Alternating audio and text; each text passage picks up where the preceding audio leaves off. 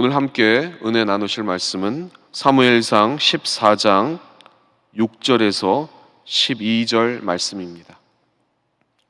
사무엘상 14장 6절에서 12절 말씀을 우리 다 함께 봉독해 올리겠습니다. 요나단이 자기의 무기를 든 소년에게 이르되 우리가 이 할례 받지 않은 자들에게로 건너가자. 야훼께서 우리를 위하여 일하실까 하노라. 야훼의 구원은 사람이 많고 적음에 달리지 아니하였느니라. 무기를 든 자가 그에게 이르되 당신의 마음에 있는 대로 다 행하여 앞서 가소서. 내가 당신과 마음을 같이하여 따르리이다. 요나단이 이르되 보라, 우리가 그 사람들에게로 건너가서 그들에게 보이리니 그들이 만일 우리에게 이르기를 우리가 너희에게로 가기를 기다리라 하면 우리는 우리가 있는 곳에 가만히 서서 그들에게로 올라가지 말 것이요, 그들이 만일 말하기를 우리에게로 올라오라 하면 우리가 올라갈 것은 야훼께서 그들을 우리 손에 넘기셨음이니 이것이 우리에게 표징이 되리라 하고, 돌이 다 블레셋 사람들에게 보이매 블레셋 사람이 이르되 보라, 히브리 사람이 그들이 숨었던 구멍에서 나온다 하고, 그 부대 사람들이 요나단과 그의 무기를 든 자에게 이르되 우리에게로 올라오라, 너희에게 보여줄 것이 있느니라 한지라. 요나단이 자기의 무기를 든 자에게 이르되 나를 따라 올라오라, 야훼께서 그들을 이스라엘의 손에 넘기셨느니라 하고. 할렐루야. 이번 한 주간 전쟁터 한가운데 서 있는 신앙인이라는 주제로 여러분과 함께 은혜를 나누고 있습니다. 왜냐하면 우리는 세상의 기준을 지배하는 영적 전쟁터에 살아가고 있기 때문입니다.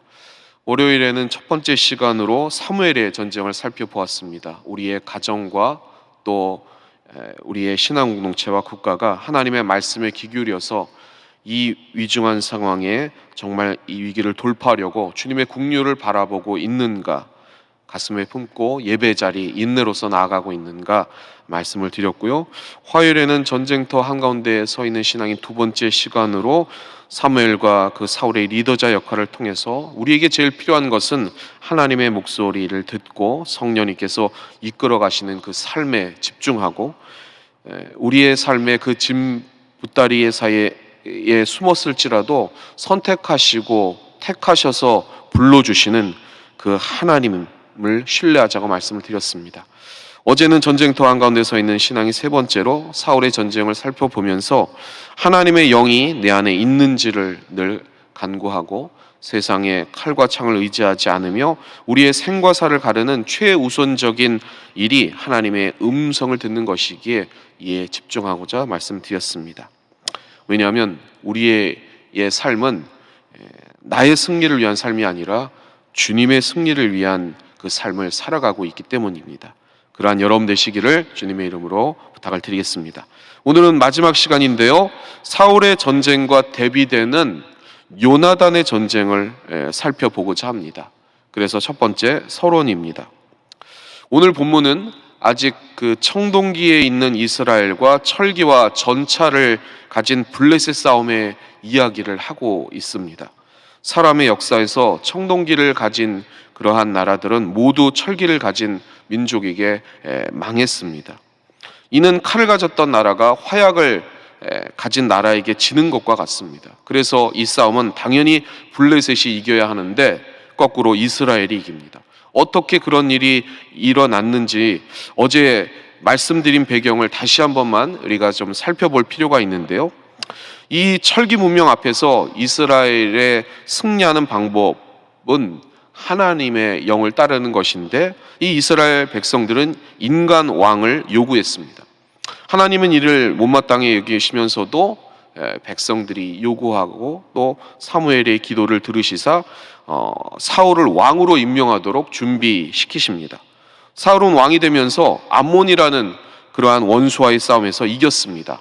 무기가 아니라 하나님의 영의 감동을 받아서 이긴 거죠.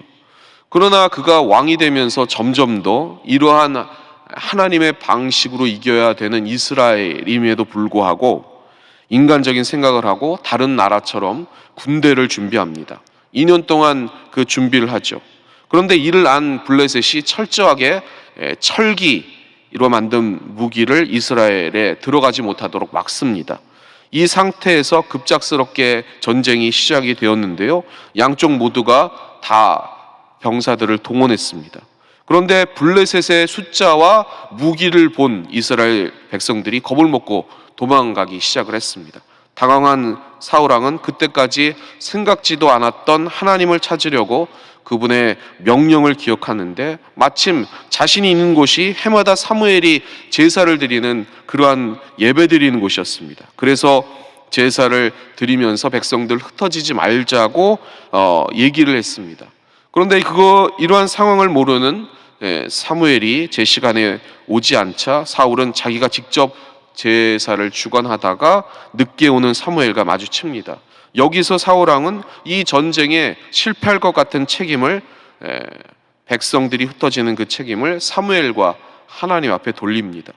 이를 안 주님은 이런 식으로 야훼의 명령을 어기고 나라를 다스리면 너는 더 이상 왕으로 설 자격이 없다, 이러한 얘기를 사울이 듣습니다. 그리고 사무엘은 떠납니다. 그리고 사울왕은 이제 고립이 되었습니다.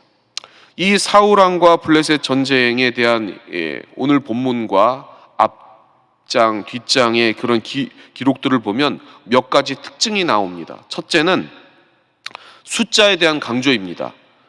적과 아군은 몇 명인데 그 수가 점점 이렇게 되었다, 이런 얘기들이 강조되어 있습니다. 두 번째는 무기에 대한 강조입니다. 블레셋은 철기를 가졌는데 이스라엘은 낫조차 가지지 못했다, 이런 얘기들을 하고 있습니다. 전쟁에 대한 이야기는 사울 이전에도 많이 나오지만은 성경에 이 전쟁 기록만큼 이러한 것을 강조한 본문은 많지 않습니다. 이게 무엇을 뜻하는 것일까요? 이는 사울과 당시 부하들이 이 얘기하고 오갔던 그런 대화들을 기록하고 있는 것입니다. 하나님의 영이 떠나고 무늬만 남은 그러한 신앙의 사람들이 나누는 이야기는 그 숫자와 또한 그 세상의 통계, 이런 것들에 관심을 기울인다는 것입니다. 이것이 성경에 대비해서 우리에게 말하는 강조점입니다. 세상도 숫자를 또 통계를 많이 강조하죠.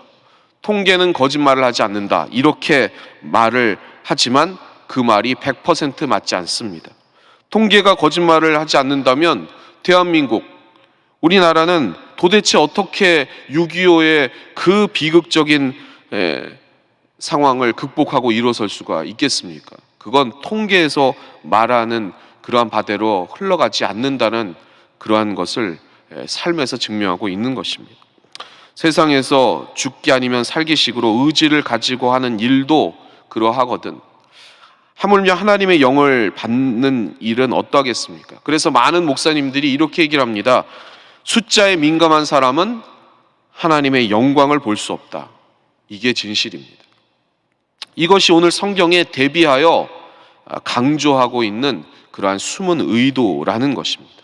당시 사울왕과 병사들에게는 하나님의 영이 없었습니다.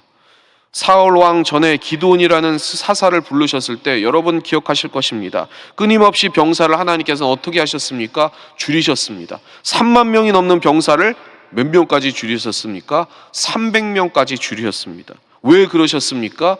그 전쟁이 하나님의 손에 달려있다는 것을 이스라엘 백성들이 분명하게 알도록 하기 위해서였습니다. 그래서 기드온은 불평하지 않고 작은 그 300명의 군사를 가지고 끊임없이 하나님과 대화하며 그분의 영을 따랐습니다. 그러나 사울에게는 그것이 없었다는 것입니다. 자기 생각을 하다가 실패가 다가오자 사무엘과 야훼께 그 책임을 넘기려 하다가 질책을 받고 그 사무엘이 떠나자 당황했다는 것입니다. 그래서 오늘 본문 14장에 제사장 아히야와 하나님의 법궤를 이 사울이 불러옵니다. 말씀 사무엘상 14장 18절, 오늘 본문 뒤에 나오는 이 말씀을 함께 봉독해 보겠습니다. 사울이 아히야에게 이르되 하나님의 궤를 이리로 가져오라 하니 그때 하나님의 궤가 이스라엘 자손과 함께 있음이니라. 주님을 믿는 사람으로서 겉모습은 다른 사람들에게 이렇게 신앙을 가지고 있다, 그렇게 겉모습으로 보이는 것이죠. 다급해서 그랬을 것입니다. 사울왕은 결코 자신에게 유리한 상황일 때는 하나님께 묻지 않았습니다.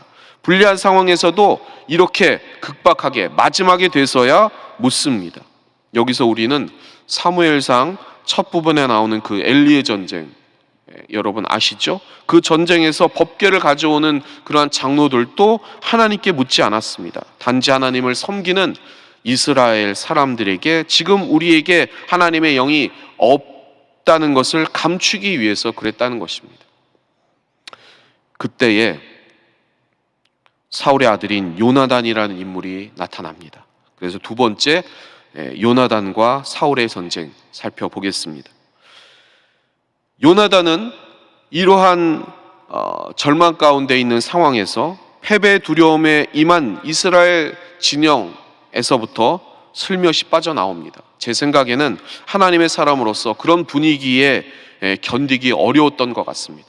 그래서 계속 기도하다가 단 한 사람만을 데리고, 그리고 그 사람이 요나단을 따랐는데요, 그에게는 이름이 없었습니다. 여기서 기억해야 될 것은 요나단의 나이입니다. 후에 그는 다윗의 친구가 되는데 서로 나이 차이가 나봐야 얼마나 나겠습니까? 친구인데요. 좀 난다고 해도 그렇게 차이가 많이 나진 않을 것입니다. 나중에 다윗이 전쟁에 처음 나올 때 소년이었습니다. 그래서 골리앗이 그를 보고 업신여겼죠. 그러니 이 싸움터에서 요나단의 나이는 그렇게 많지 않았을 것입니다. 심지어 그를 따라 나온 무기를 든 자도 소년이라고 이 성경에 기록이 되어 있습니다. 그들이 양쪽 군대가 대치하고 있는 중간, 아마 골짜기 글로 내려올 것입니다. 그래서 사무엘상 14장 오늘 본문 6절 말씀, 아주 중요한 말씀인데요, 우리 큰 목소리로 우리 봉독해 올리겠습니다. 요나단이 자기의 무기를 든 소년에게 이르되 우리가 이 할례 받지 않은 자에게로 건너가자. 야훼께서 우리를 위하여 일하실까 하노라. 야훼의 구원은 사람이 많고 적음에 달리지 아니하였느니라. 아멘. 이 본문에서요, 우리가 좀 몇 가지 살펴볼 필요가 있는데요, 첫째로 우리가 이 할례 받지 않은 자들에게로 건너가자. 이는 무슨 뜻입니까? 후에 다윗도 이와 같은 얘기를 골리앗 싸움에서 하지요. 이는 자신이 누구인지를 분명하게 안다는 뜻입니다. 누구일까요? 바로 하나님께 선택받은 백성, 하나님께 선택받은 사람이다 라는 뜻입니다. 요즘 세태를 보면 많은 그리스도인들에게는 안타깝게도 이게 희박합니다. 내가 그리스도께 선택받았다는 자존감이 없습니다. 그래서 교회가 문제가 많다고 비난하는 사람들의 목소리를 들으면서 이에 동의해서 서로 맞장구도 치고, 그러면서 자기의 신앙 자괴감에 빠집니다. 물론 우리 신앙도체에 잘못한 점이 있으면 우리는 철저하게 반성을 해야 합니다. 그런데 이렇게 남들이 하는 말에 흔들리면서도 정작 그 사람들은 말씀이 자신에게 무슨 이야기를 하고 있는지에 대해서는 들으려고도 하지도 않고 배우려고도 하지 않습니다. 그런 사람은 그리스도인이 아닙니다. 그리스도인은 사람으로부터 교회에 관한 소리를 듣는 게 아니라 성경에서 말씀의 목소리를 듣는 사람이 그리스도인입니다. 요나단은 이 부분에서 명확했다는 것입니다. 두 번째, 오늘 이 본문 말씀 6절에 하나님께서 우리를 위하여 일하실까 하노라, 이 구절 대단히 특이하죠. 그는 하나님께서 반드시 해 주어야 합니다 라는 그런 무거운 짐을 그분께 지우지 않습니다. 주의 뜻이 다를 수 있음을 인정하고, 그리고 우리가 잘 못하는 부분이죠.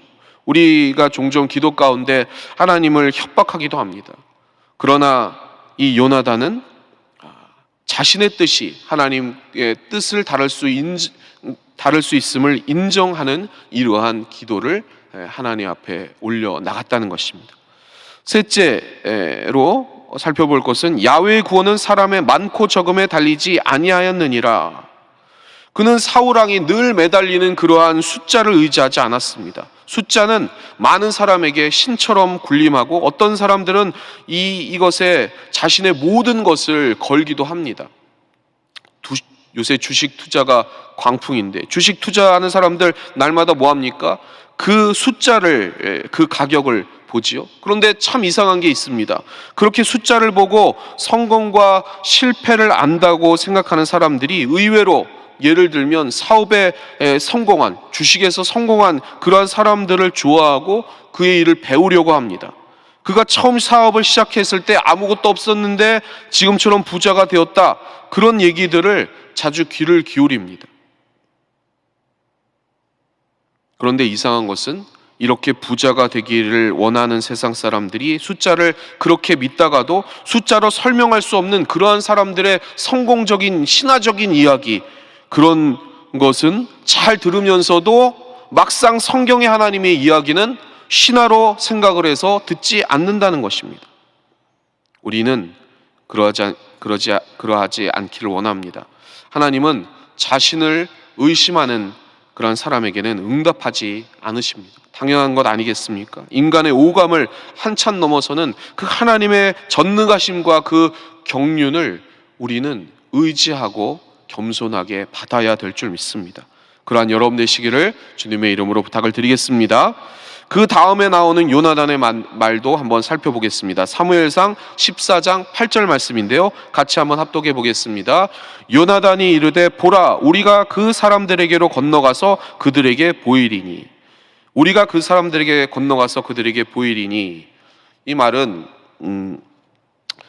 군대 용어의 기도 비닉이라는 말이 있습니다. 공식적으로는 이제 쓰지 않기로 한 좀 일본식의 용어라서 그런 말이 있는데요, 아군이 적군에게 들키지 않게 은밀하게 작전을 수행하는 것을 말합니다. 아주 중요한 원칙이죠.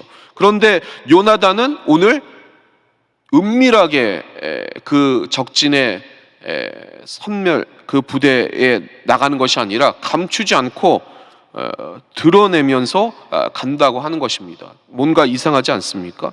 갑자기 화가 나서 탈영한 그러한 병사도 아니고, 그는 기도하다가 하나님이 주시는 계획을 받고 그것이 맞는지를 확인하려고 이렇게 당당하게 나갔다는 것입니다. 그래서 요나단이 말합니다. 9절에 보면 그때 그들이 우리에게 꼼짝 말고 서서 자기들이 올 때까지 기다리라고 하면 우리는 올라가지 않고 있는 그 자리에 선다, 이러한 의미인데요, 군대 다녀오신 분은 어느 정도 이해하실 것입니다. 누군가가 군부대에 가까이 오면 경계하는 초병들이 총을 겨누고 이야기를 합니다. 꼼짝 마, 손들어 꼼짝 마, 이렇게 하죠. 그렇게 하면 그렇게 경계를 하고 있고 다른 병사를 보내서 그 상황을 살피게 되어 있습니다. 오늘 본문에 말하는 것도 그것입니다. 꼼짝 말고 거기에 서서 자기들이 올 때까지 기다리라, 이렇게 블레셋 군대가 얘기를 하면 이건 하나님의 뜻이 아니니까 우리가 가지 않고, 만약에 그들이 야 올라와라 이렇게 얘기를 하면 블레셋 군들이 자신만만해서 그 상대를 얕보고 경계를 풀기 때문에 이것은 하나님께서 우리를 이기게 하려는 그러한 표징이다라고 얘기를 하는 것입니다. 그래서 오늘 본문 사무엘상 14장 10절 말씀 같이 한번 합독해 보겠습니다. 그들이 만일 말하기를 우리에게로 올라오라 하면 우리가 올라갈 것은 야훼께서 그들을 우리 손에 넘기셨음이니 이것이 우리에게 표징이 되리라 하고, 만약에 올라오라고 하고 그렇게 방심하면 그것은 하나님의 뜻이니 우리가 올라가서 싸운다, 이렇게 얘기를 하는 장면입니다. 요나단은 기도 가운데 하나님의 지혜를 받고 주님이 주신 것이 맞는지를 표징을 구하고 있습니다. 경계하고 있으면 할 수 없지만 방심하고 있으면 치리라, 이것이 하나님의 뜻이니 우리 올라가자, 이렇게 얘기하고 있는 것입니다. 또 하나, 이 요나단만큼 중요한 사람이 그의 옆에서 하나님의 뜻에 전적으로 동참하고 참여하고 있는 이 이름 없는 소년입니다. 그는 같은 마음을 가지고 요나단과 동행합니다. 하나님의 뜻 안에서 동행한 것입니다. 이 전쟁터 한가운데서 겁을 먹고 함께 하는 사람이 뒤로 빼거나 딴소리 한다면 역사는 이루어지지 않는 것입니다. 그래서 예수 그리스도 우리 주님께서 마태복음 18장 20절에 말씀하신 것처럼 내 이름으로 두세 사람이 모인 곳에 내가 너와 함께 있으리라 한 그 말씀대로 이 기도와 간구는 영적인 전쟁입니다. 그래서 우리의 삶이 이 영적 전쟁에서 함께 반드시 모여야 합니다. 혼자서 기도하거나 또 자기 영을 스스로 깨끗게 할 수 있는 사람이 없다는 것입니다. 우리의 머리가 복잡하기 때문입니다. 그래서 모여서 기도하고 간구하며 하나님의 뜻을 구해야 될 줄 믿습니다. 왜냐하면 영적인 전쟁이기 때문입니다. 나의 승리가 아닌 하나님의 승리를 위해서 함께 모여서 기도하고 또 이 비대면 시대에 더욱 그렇게 모일 수 있는 방법을 찾아 나가시는 여러분 되시기를 주님의 이름으로 부탁을 드리겠습니다. 이렇게 하나님의 영과 믿음을 가진 자들에게 블레셋의 전초 부대가 기습을 당해 무너집니다. 요나단이 아직 어려서 힘이 달리니까 상대를 쓰러뜨리면 뒤에서 아마 그 소년이 그 상대를 아마 쳤을 것입니다. 이를 더 높은 곳에서 바라보고 있던 이 블레셋 군이 놀라서 서로 당황하게 됩니다. 전초 부대는 원래 힘이 센 군인들이었는데 이렇게 쉽게 당하자 그들이 당황하기 시작했고 15절에 보니까 하나님이 그들의 마음과 땅을 진동시키셨다 나옵니다. 마치 영화의 한 장면처럼 그렇게 하나님께서 역사해 주셔서 하나님의 전초 부대를 향한 그 승리가 있었다는 것입니다. 이를 바라보고 있던 그 초병을 통해서 16절, 17절에 보면 사울도 그제서야 이런 상황을 확인하게 됩니다. 아들이 거기에 있음도 알게 되었습니다. 그럼에도 불구하고 아버지 사울이 아들 요나단에게 가기를 주저합니다. 아버지가 어떻게 그럴 수 있는가? 그럴 수 있습니다. 왜냐하면 사울은 끝까지 숫자를 보는 겁니다. 자기 목숨과 왕위를 그토록 사랑한 것입니다. 자기 아들이 위험한 상황에 놓여 있음에도 불구하고 그것이 안전한지를 확인하고 하나님의 궤를 가져다가 물어보려고 하다가 이제 승산이 있다고 싶으니까 제사장에게 그만 물러가라 이렇게 얘기를 합니다. 그게 오늘 본문 말씀 사무엘상 14장 말씀 이후에 있는 19절 말씀인데요. 우리 함께 봉독해 보겠습니다. 사울이 제사장에게 말할 때에 블레셋 사람들의 진영에 소동이 점점 더한지라 사울이 제사장에게 이르되 내 손을 거두라 하고 그는 하나님을 믿는 이스라엘 백성들을 다스리기 위해서 종교적인 틀만 갖춘 전제 군주임을 다시 보여줍니다. 하나님은 이런 사람을 이스라엘 왕으로 두실 수 없는 것입니다.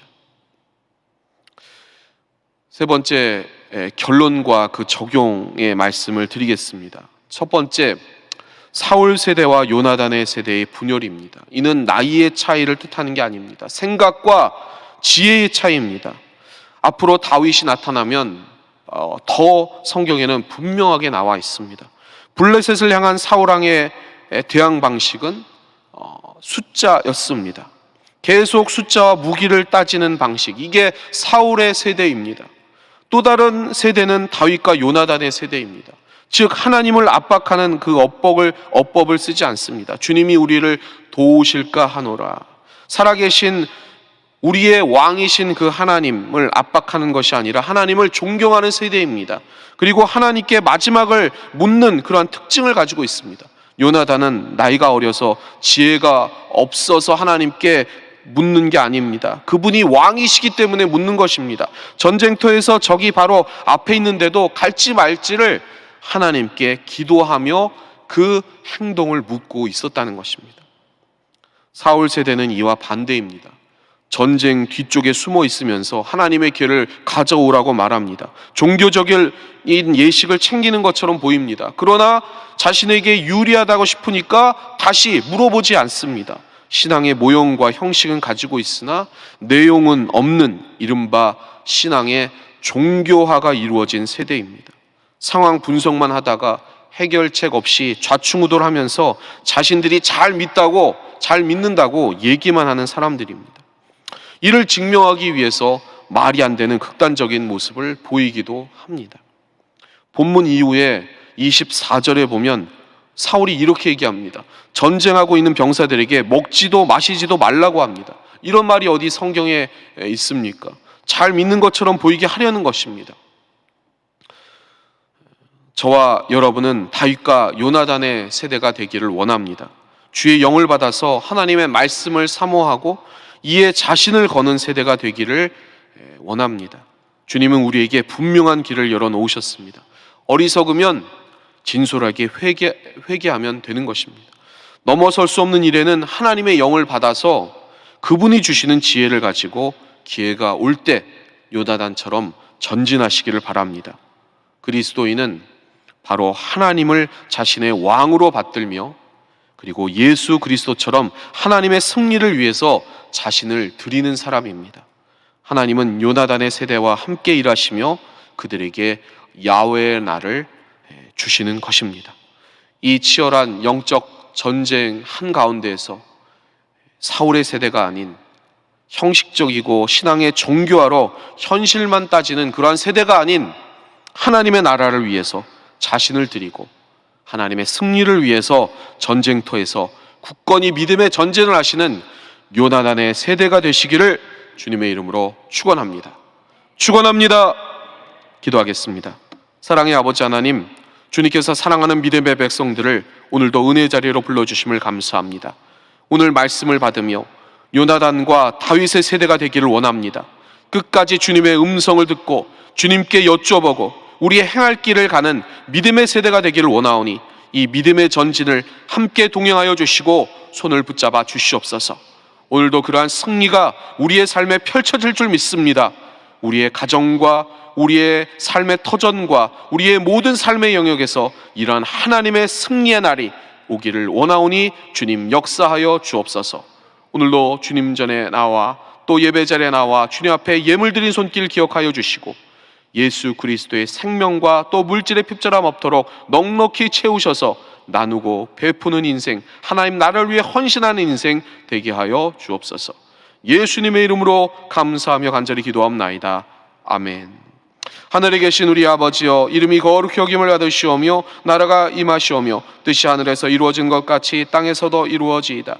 오늘 우리에게 일용할 양식을 주시옵고 우리가 우리에게 죄 지은 자를 사하여 준 것 같이 우리 죄를 사하여 주시옵고 우리를 시험에 들게 하지 마시옵고 다만 악에서 구하시옵소서. 나라와 권세와 영광이 아버지께 영원히 있사옵나이다. 아멘.